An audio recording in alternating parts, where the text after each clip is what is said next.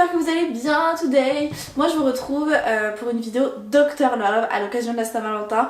Je me suis dit que j'allais répondre à vos petits problèmes sentimentaux dans cette vidéo.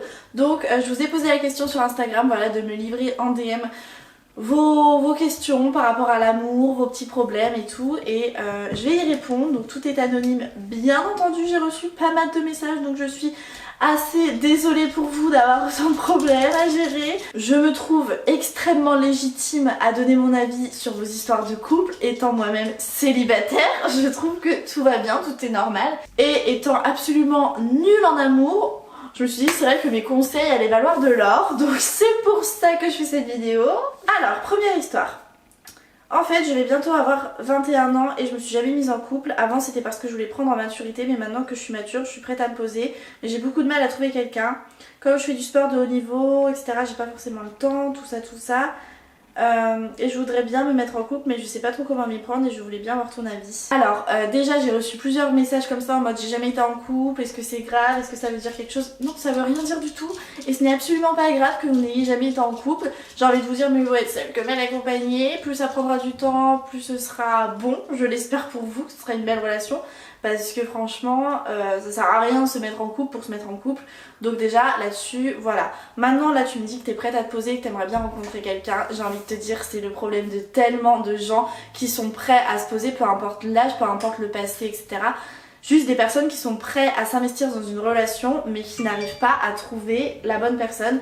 Ça j'ai envie de te dire c'est le cas de tellement de gens, et en fait il n'y a même pas de solution. Juste ça te tombera dessus quand ça te tombera dessus. S'il y avait une recette miracle pour trouver l'amour, ça se saurait, voilà. Donc non, maintenant le seul conseil que je peux te donner, tu peux pas trouver l'amour en restant chez toi, dans ton petit salon, dans ton canapé. Bon, je sais que tu m'as dit que tu bougeais beaucoup, tu voyageais beaucoup, t'étais souvent à l'étranger, etc. vu que tu faisais du sport de haut niveau, tout ça. Et ben en fait, juste sois le plus possible social, rencontre du monde sans te dire ouais je vais rencontrer l'amour, mais juste de faire des rencontres dans un premier temps. C'est ce qui va te permettre de t'ouvrir aux autres et qui va peut-être te permettre de rencontrer l'amour. Si tu restes dans ta bulle ou même focus sur ton sport quand tu bouges, etc., ce qui est très bien, hein, je veux dire, voilà, mais bah forcément si tu ne te prêtes pas aux relations à autrui, si tu ne t'ouvres pas à l'autre, tu pourras difficilement rencontrer quelqu'un. Voilà. Deuxième histoire, mon mec m'interdit de voir ma meilleure amie parce qu'il me dit qu'elle est pas assez bien pour moi. Il me demande toujours où je vais dès que je sors 5 minutes. J'ai l'impression de ne rien pouvoir faire sans avoir de remarques. Je sais pas quoi faire parce que je l'aime. Alors, pause. En fait moi c'est un truc, ça m'énerve ça. Pour moi, en fait juste interdire quelque chose à quelqu'un, ce n'est pas possible. Peu importe la nature de la chose, tu ne peux pas interdire quelque chose à quelqu'un. C'est contre-productif là en fait, il y a un problème. Que ce soit une tenue, que ce soit une personne à fréquenter, que ce soit une action. Tu peux pas dire par exemple à ton mec ou à ta meuf je t'interdis de fumer. En gros, si tu veux qu'on reste ensemble, t'arrêtes de fumer. Ça marche pas comme ça, la vie ça marche pas sous le chantage, sous la pression. Parce que je sais que ça existe. Ou je t'interdis de mettre des tenues sexy parce que sinon nous deux c'est fini. Mais en fait t'es qui? De la même sorte que là, je t'interdis de voir cette personne parce que sinon, non mais en fait non, juste, il n'y a pas de chantage qui tienne dans une relation saine, il n'y a pas de pression qui tienne dans une relation saine, il n'y a pas d'interdiction à donner. Tu peux donner ton avis en mode, bah je pense pas que cette personne soit bonne pour toi, je pense qu'elle te tire vers le bas, je pense que tu devrais t'en éloigner parce que ça va plus te faire de mal qu'autre chose, ou ceci, cela. On peut donner son avis, c'est normal, et il le faut. Il faut donner son avis aux gens qu'on aime, faut pouvoir les protéger, etc. C'est pas ce que je dis, mais une personne ne peut pas t'interdire. Si c'est contre ta volonté, elle doit l'accepter, même si c'est pas bon pour toi, elle doit quand même l'accepter et t'encourager à aller de toi-même contre cette relation par exemple, mais elle ne peut pas te dicter quoi faire. Genre, t'as l'impression de ne rien pouvoir faire, c'est qu'en fait le mec il a une emprise sur toi, mais de malade. Genre, je sais pas s'il te considère comme acquise ou s'il est simplement toxique à mort, mais en fait genre juste là, alerte, alerte, alerte. Genre au bout d'un moment il va falloir que tu t'imposes dans ta relation. Ok tu l'aimes, je te dis même pas de le quitter forcément tu vois, parce que voilà je connais pas la nature de votre relation, mais juste pose carte sur table et dis-lui clairement va te faire foutre. Genre vraiment va te faire foutre. Genre vraiment dis-lui là t'es en train de m'emprisonner dans notre relation, ça devient totalement malsain, j'ai pas envie de ça, donc c'est soit maintenant t'acceptes ma vie comme elle est, tu me fais confiance, soit tu me fais pas confiance, tu m'acceptes pas comme je suis et tu n'acceptes pas les gens que je fréquente, et ben ok, c'est qu'on a rien à faire ensemble. Désolée, mais là il va falloir que tu mettes un gros ultimatum, que tu te fasses entendre et que tu sois une bad bitch parce que là il a trop pris ses aises le mec, donc stop. Alors cette histoire, elle est ouf. À la rentrée, j'ai mis un mot dans le hall de l'immeuble pour rencontrer mes voisins. Alors déjà, qui fait ça? Non mais là, j'aimerais bien juste... Non mais en fait, cette histoire, c'est une histoire digne d'un film. Je vous jure, c'est un truc de fou. Cette fille, elle me fait genre trop rire. Enfin, c'est une histoire, elle est pas drôle, mais je veux dire, je me reconnais trop dans elle parce que vraiment, ma vie est un film et elle, sa vie est un film. Et je me dis, oh, on serait trop copines dans la vraie vie. En fait, on aurait tout le temps des trucs à se raconter, ce serait hilarant. En fait, moi, j'aurais juste pas eu le cran de mettre, quand j'ai déménagé là, de mettre un mot pour rencontrer mes voisins. Genre, t'es hyper sociable, meuf, qui fait ça? Genre, ça se trouve, tout le monde fait ça. Mais alors moi, genre moi ça me fait penser aux séries en mode, vous savez les gens qui débarquent avec des gâteaux en mode je suis votre nouvelle voisine, genre dans les Desperate Housewives, vous voyez, c'est pareil. Moi non, en fait, moi je dis à peine bonjour quand je les croise dans les couloirs en fait. Il y a une espèce de vent frais, vous voyez, quand on se croise, c'est pas ouf quoi. En tout cas, toi t'as eu le cran de mettre un mot dans le hall de ton immeuble pour rencontrer tes voisins, donc déjà applause, respect. Ensuite, il y en a un qui était un peu trop intéressé par moi. Au début, je le calculais pas. On a commencé à faire pas mal de soirées apéro ensemble. Normal. On n'était jamais que tous les deux. Soit mes potes, soit son coloc avec nous. Il me parlait tous les jours sur Insta. Salut, comment ça va? J'en avais trop marre, ça me saoulait. Et puis un jour, on était en boîte ensemble, quand c'était encore ouvert, lol. La Chapelle en plus, best boîte au passage, MDR, bref. J'avais trop peur qu'il tente quelque chose, il a rien tenté, j'étais contente. Après on a commencé à bien parler sur Snap et pendant 3 semaines on flirtait beaucoup, mais par message seulement car il était en stage et on se voyait plus. Le dimanche quand il est revenu sur Angers, on s'est vu pour la première fois que tous les deux. Ça a fini en Netflix and chill plus. Alors ça on la connaît hein, on la connaît la soirée Netflix and chill. À minuit, alors que je commençais mon stage à 8h le lendemain MDR, et bah dis donc, il a dû laisser aller là-dedans. Après cette soirée que j'ai kiffé, il me dit clairement qu'il veut pas se mettre en couple tout de suite, qu'il veut prendre le temps qu'on se connaisse un peu plus. Pas de nouvelles pendant 10 jours. 10 putains de jours. Ah si, un message, désolé, j'ai beaucoup de leçons en ce moment. Qui dit ça? Déjà, MDR.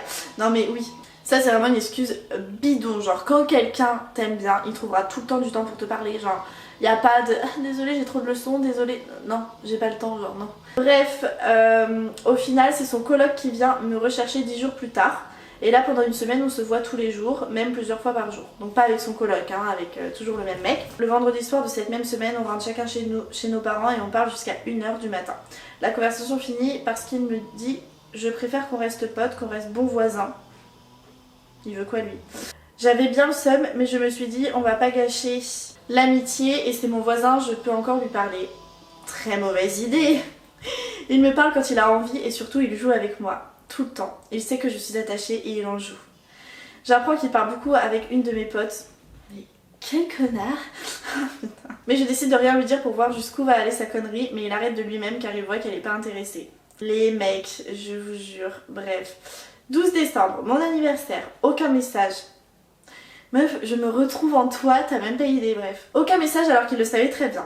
Le soir, j'arrive dans l'immeuble en même temps que lui. Il m'invite chez lui avec son pote et même pas un bon anniversaire. Très déçue. Je peux comprendre. Jour avant les vacances, je lui fais la blague beauf à l'année prochaine. Je suis sûre qu'on serait trop copines dans la vraie vie, toi et moi. Bref. Et il me dit, ça c'est que si j'ai envie de te voir. Aucune nouvelle pendant les vacances de Noël et même après 15 janvier il m'invite boire l'apéro, j'y vais pour voir ce qu'il avait à me dire, il était tout seul, il n'y avait pas son coloc, ça s'est bien passé, c'était vraiment en mode voisin-pote. La semaine dernière je le croise dans le couloir au loin et il se dépêche de rentrer dans son appart pour pas me croiser. Ça m'énerve donc je l'ai supprimé de Snap et Insta le soir même ainsi que son coloc. Morale de l'histoire, très mauvaise idée les voisins. Et aussi je ne sais pas comment j'ai fait pour tenir autant de temps alors qu'il joue avec moi depuis le début. C'est clairement un opportuniste. Parce que toi tu serais tombée amoureuse, t'aurais accepté là les choses par amour, par sentiment. Et lui en fait il aurait trop joué avec toi comme t'as dit. Enfin de toute façon t'as eu la bonne interprétation de ton histoire. Et du coup j'ai pas de conseils à te donner puisque t'as fait les bons choix. Mais en tout cas je trouvais ça fou cette histoire. Vraiment je trouvais ça fou parce qu'en vrai ça nous arrive à beaucoup je pense. de, tu sais, t'as un mec qui vient vers toi, qui cherche à mort et tout pour te séduire et tout, et toi t'es là, tu résistes, et pile au moment où tu faiblis, où t'accordes ta confiance, on te la met à l'envers juste après. Et genre ça c'est tellement un truc, un scénario qui se reproduit tellement de fois. Et c'est pour ça qu'après nous les meufs on est réticentes, on n'ose pas, on a peur, on se pose plein de questions.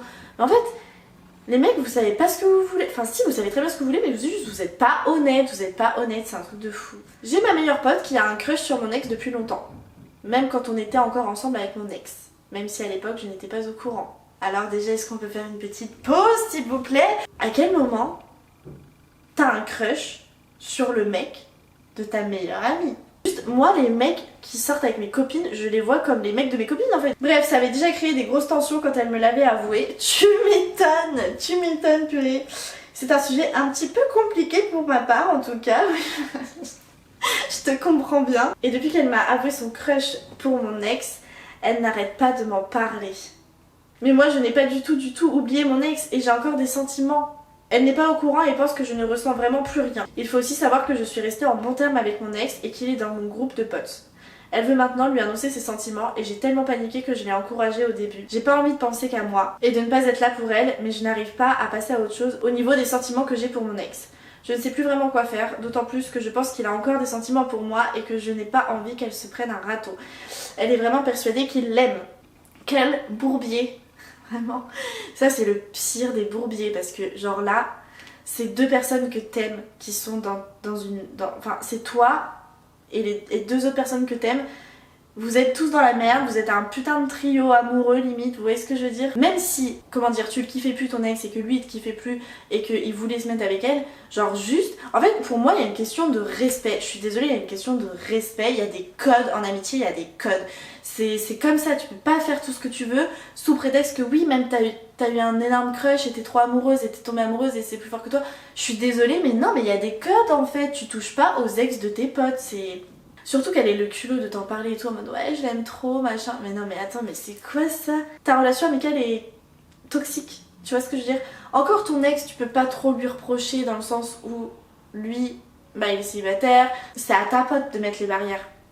J'ai été dans une situation comme ça, bon inversée, moi j'étais à la place de ton ex. Mais bref, ce que je peux te dire c'est que la personne la fautive dans l'histoire, s'il doit y avoir une fautive, c'est ta pote, c'est ta meilleure pote. Moi jamais de ma vie je ferais ça à ma meilleure amie, genre jamais ça n'arrivera.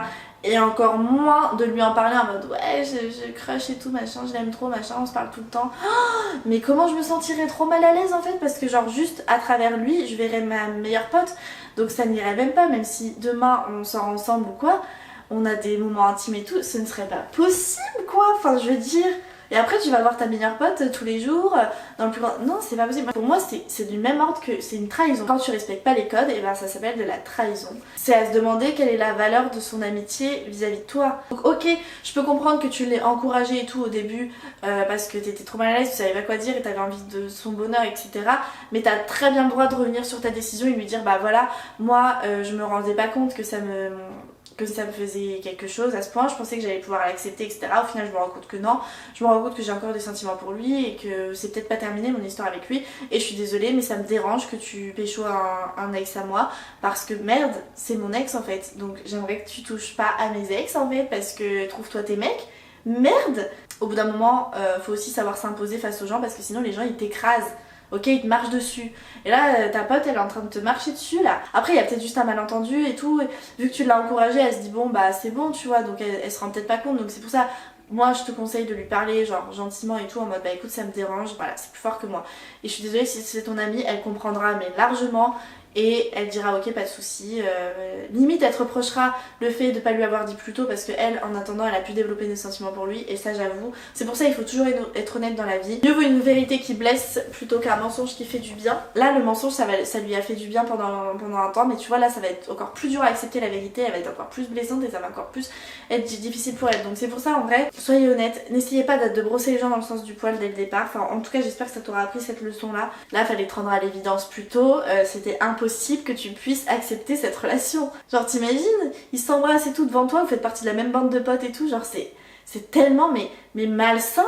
Ensuite, prochaine histoire. Je tombe amoureuse de mon meilleur ami. On l'est depuis 8 ans. L'ambiguïté est arrivée il y a environ 6 mois. Il y a un mois, on a dormi ensemble. Bourré, on s'est pécho. Le lendemain, pareil, mais totalement sobre. On n'en a pas vraiment reparlé de manière cash. On est assez pudique, mais il a compris, je pense, mes sentiments et lui m'a sous-entendu qu'il ne ressentait que de l'amitié. Or, son comportement dit tout l'inverse, oui. Il est hyper sérieux avec les meufs, il pécho pas comme ça, quand on s'est revus il était méga tactile, etc. Enfin bref, son comportement laisse à penser qu'il est amoureux aussi. Et puis merde, tu es sa meilleure pote depuis 8 ans. Est-ce qu'il aurait risqué de me perdre juste pour une pulsion? Je sais aussi qu'il ne veut pas du tout être en couple pour l'instant parce qu'il part en année de césure et je me dis c'est peut-être pour ça qu'il se lance pas maintenant, mais j'ai besoin d'un point de vue objectif. Tu penses qu'il peut ne rien ressentir? Alors clairement non. Enfin, en fait je pense juste qu'il veut pas te dire la vérité. En fait de tout ce que t'as dit, je pense que vu qu'il va partir, il se dit ça sert à rien que je me mette en couple, ça va faire plus de mal qu'autre chose. Et il se dit aussi que s'il se met en couple avec toi maintenant, bah ça va peut-être pas marcher du coup parce que vous serez à distance et après il va te perdre et il a pas envie de te perdre parce que ouais vous êtes meilleurs amis depuis 8 ans, c'est énorme. Je sais pas si tu te rends compte de l'enjeu. Parce que le problème c'est que si vous vous mettez ensemble et que ça marche pas, je suis désolée de te le dire, mais vous pourrez jamais redevenir meilleurs amis. Expérience vécue, ça n'a jamais fonctionné. En fait c'est peut-être juste que c'était écrit depuis tout ce temps et voilà, c'est tout. Et donc il y a peut-être un truc à tenter et tout. Peu importe si tu te prends un gros râteau dans la gueule, un gros mur qui fait bien mal, peu importe.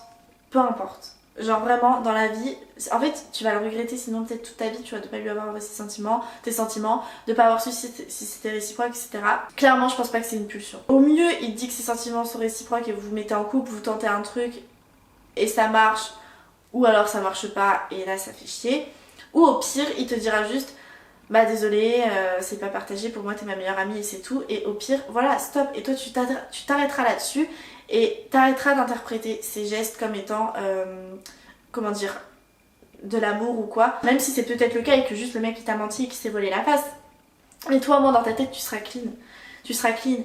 Et si jamais au final le mec il se rend compte qu'il est vraiment amoureux de toi et que voilà, et ben ce sera lui qui reviendra vers toi parce qu'il saura la nature de tes sentiments. Toi t'auras été honnête, t'auras fait le premier pas vers lui, il l'aura pas saisi, et ben ce sera à lui d'en faire un vers toi quand il sera prêt. Prends ton courage à deux mains.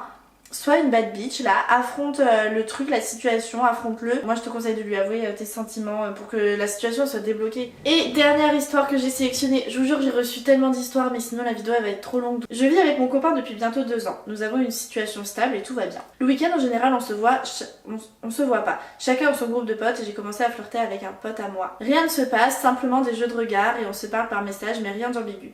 Le problème c'est que j'aime cette sensation de flirt, même si j'ai pas d'amour ni d'attirance pour mon pote et j'aime mon copain aussi, mais c'est un peu perturbant.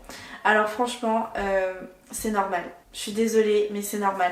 Ça fait 2 ans que t'es avec ton copain et tout se passe bien, certes, t'as une situation stable, ok, mais il y a forcément un moment donné dans ta relation où tu te demandes si tu plais toujours. On est tous comme ça, on a ce besoin de plaire, c'est genre totalement normal et naturel. Je connais pas quelqu'un, ok, sur cette planète, en couple, qui n'a pas eu un moment, un petit moment d'égarement, tu vois, en mode oh, est-ce que je plais toujours? Oh tiens, un ice contact, des petits jeux de regard et tout. Ça arrive à tout le monde. T'es bien calé en couple et tu dis ah, si j'étais célibataire, est-ce que je plais toujours? Ouais, c'est bon, ok, je me range, tu vois. Donc vraiment c'est normal, t'inquiète pas.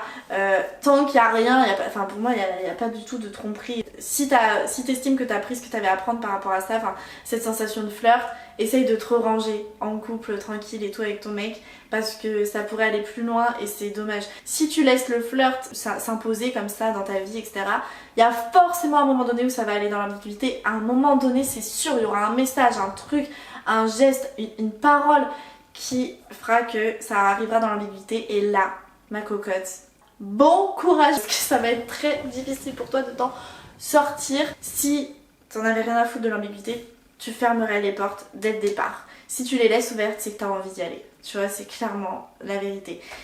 Et quand tu seras là-dedans, et ben ça commence à être de la tromperie, tu vois. Et ça peut aller très très vite. S'il te plaît, si tu veux pas tout gâcher avec ton copain que t'aimes, pour une histoire de merde visiblement d'un mec que t'aimes pas, genre juste stop le truc. Et bien écoutez, c'est tout pour cette vidéo. J'espère qu'elle vous aura plu. J'ai vraiment essayé de prendre des histoires vraiment différentes les unes des autres. Des histoires longues, des histoires plus courtes. J'ai essayé de faire au mieux, j'espère que ça vous aura plu. Je suis désolée pour toutes les personnes qui voulaient une réponse. Si jamais vous voulez une réponse, mais du coup privé, renvoyez-moi un message sur Insta pour que je retrouve votre message et je vous répondrai. J'espère en tout cas que ça vous aura aidé pour les personnes concernées. Vous me redirez ça, tenez-moi au courant s'il vous plaît, parce que là je vous donne mon avis, ok? En fait là on est en train de devenir copines, tu vois, je te donne des conseils sur ta vie de couple, sur ta vie sentimentale, sur tes bails, sur tes amis, sur tout. Donc s'il te plaît, la moindre des choses, tu me tiens au courant de ta vie, ok? Tu m'envoies un message pour me dire ah en fait tu sais pas quoi Garance, moi je veux les débriefs. Maintenant, je veux les débriefs de toutes ces histoires-là. Du voisin, s'il vient te reparler, si machin truc, je veux la suite de cette histoire-là.